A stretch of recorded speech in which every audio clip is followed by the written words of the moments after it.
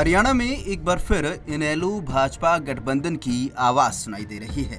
इनेलो भाजपा में पहले भी गठबंधन के समीकरण बनते बिगड़ते रहे हैं।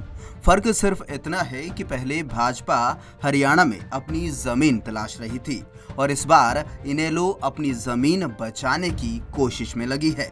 मौजूदा दौर में इनेलो जितनी कमजोर हो गई है, शायद ही इससे पहले कभी थी। इनेलो के दो फाड़ होने के बाद से नेता हों या कार्यकर्ता, सभी के मन में एक ही सवाल है कि अब इनेलो का क्या होगा। इसी पशुपेश में अपना वजूद बचाने की कोशिश में लगी इनेलो ने भाजपा से गठबंधन की बात कही है।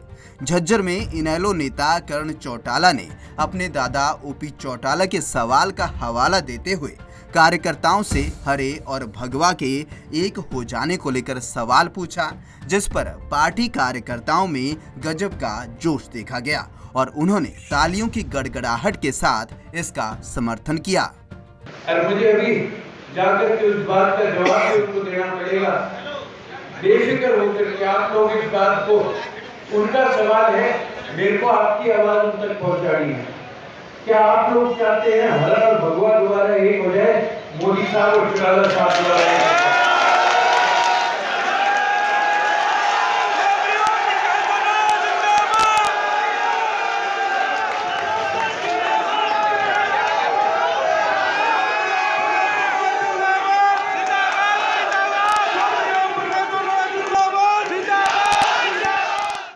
बता दें कि इससे पहले इनेलो सुप्रीमो ओपी चौटाला ने भी समान विचारधारा वाली पार्टियों के साथ बातचीत की संभावनाओं का बयान दिया था। इस बीच चर्चाएं चली कि इनेलो और भाजपा हरियाणा में लोकसभा की सीटों को लेकर समझौता कर सकती हैं, लेकिन इन चर्चाओं पर बीजेपी नेता विराम लगाते नजर आ रहे हैं।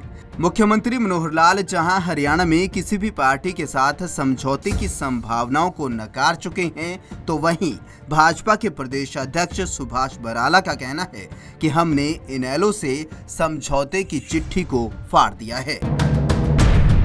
वहीं कैथल में पत्रकारों से बातचीत के दौरान राज्य मंत्री नायब सैनी ने तो इनेलो पर जमकर कटाक्ष किए और कहा कि कुछ लोग अपना वजूद बचाने के लिए भाजपा से गठबंधन का प्रचार कर रहे हैं। सैनी ने कहा कि पार्टी के दरवाजे तो सबके लिए खुले हैं, कोई भी पार्टी में आ सकता है, पर अब समझौते का समय जा चुका है और अब समझौते की राजनीति भी खत्म हो चुकी है।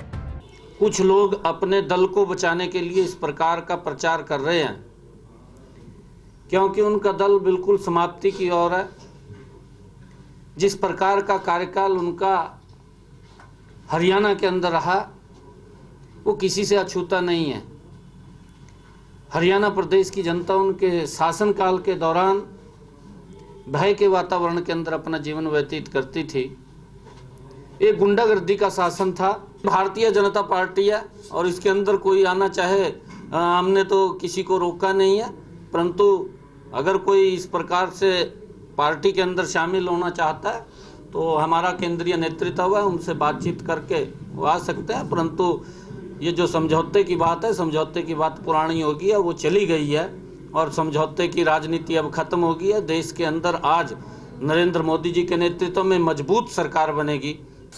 राजनीति में दोस्त और दुश्मन स्थायी नहीं होते, जरूरतों के हिसाब से यहाँ पर रिश्ते तय होते हैं। इनेलो और बीजेपी का रिश्ता भी कुछ ऐसा ही है। दोनों के बीच पहले भी गठबंधन बनते और टूटते रहे हैं।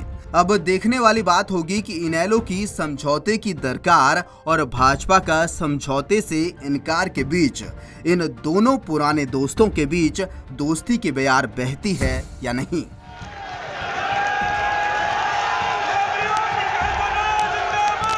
पंजाब केसरी टीवी चंडीगढ़ के लिए बलवंत तक्षक।